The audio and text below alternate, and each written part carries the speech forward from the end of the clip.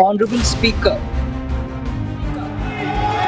I present the budget for 25-26.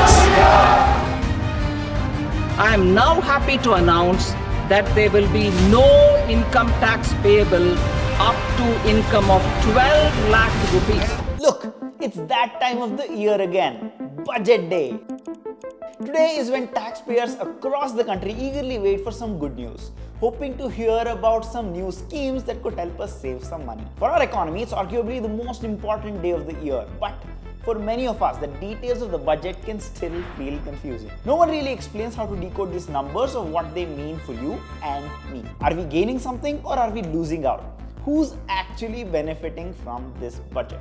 That's why we are breaking down this year's budget. There's good news, bad news, and even some drama. But don't worry, we're not pushing any agenda here. We're just looking at the facts and analyzing what they could mean for all of us. Whether you're a salaried professional, an entrepreneur, or just someone trying to make sense of our finances, there's something in this budget for everyone to gain and maybe something to lose.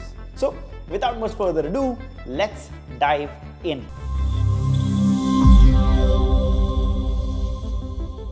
Nirmala Sitharaman emphasized that the budget's key focus is on uplifting the poor, the youth, our farmers, and women. So, the finance minister laid out 7 key priorities for this budget. Looking at all of these, you can clearly see the focus on job creation, skill development, and boosting domestic manufacturing. This basically aligns with the government's Make in India push and their goal of making India a $5 trillion economy. Let's start with what everyone's been waiting for: the massive changes in income tax. You won't need to pay any income tax up to rupees 12 lakhs. Yes, you heard that right. This is a significant jump from the previous limits. And if you're in the middle class like me, this means a lot more savings and a lot less tax to be paid to the government. Compare this to 2020 when the exemption was just rupees 5 lakhs. Also, the income tax slabs have been restructured to make filing simpler and more beneficial for taxpayers. Also, the TDS limit for the rent has increased from 2.4 lakhs last year to 6 lakhs this year. But wait, there is more. If you're a senior citizen, then the TDS on your interest income is now rupees 1 lakh instead of the previous rupees 50,000. Plus, you can now file updated returns for up to 4 years instead of the just 2 years. Coming to the second part of the budget breakdown. Now, this is something that affects every family in our country thinking about their kids' future. That is education. The government is adding 10,000 new medical seats next year, and get this, 75,000 more in the next 5 years. Compare this to 2019 when only around 15,000 new medical seats were announced. If you've been worried about the quality of higher education, there's some good news. 5 IITs established after 2014 are getting additional infrastructure, and IIT Patna is getting a major expansion. This basically means better opportunities for our future engineers and innovators. This brings us to section 3. The loan limit for MSMEs has been doubled from rupees 5 crore to rupees 10 crore.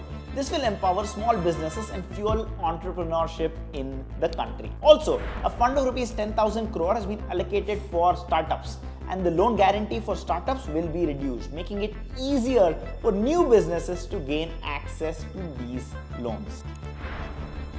Now, speaking of the future, let's talk about tech. The government is serious about making India an AI powerhouse. India is betting big on AI with rupees 500 crore allocated for centers of excellence in AI across the country. Now, if you're a startup founder or looking to become one, there's a massive 20,000 crore fund that has been allocated for private sector R&D.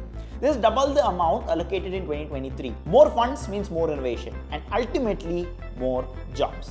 Now let's talk about some immediate benefits you will see in your shopping bills. What's getting cheaper this year? Electric vehicles are getting cheaper.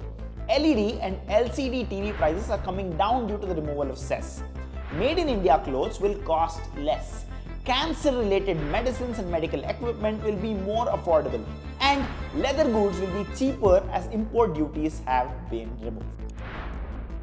For our farming community, the Kisan credit card limit has been increased from 3 lakhs to 5 lakhs. This means more financial support for agricultural activities. This means easier access to credit for small farmers, helping them invest in better equipment. Back in Budget 2020, the Kisan Credit Scheme was extended to fishermen and livestock farmers. And now in 2025, we see a further push to empower more of rural India with financial support. Coming to the other side of the country, urban development. The government is launching an urban challenge fund of rupees 1 lakh crore. This will support sustainable urban infrastructure with cities being developed on a public-private partnership model. Here's something exciting for both tourists and businesses.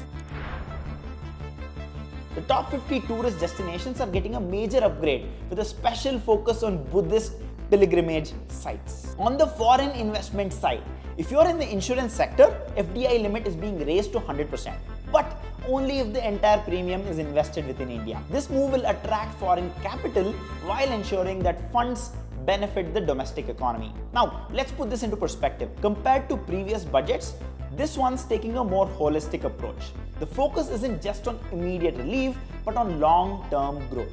Remember how last year's budget focused mainly on infrastructure? This year, it seems to be about empowering individuals and businesses alike.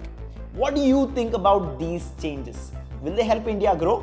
Let us know in the comments down below. If you found this breakdown helpful, don't forget to like, share, and subscribe for more updates. See you in the next one.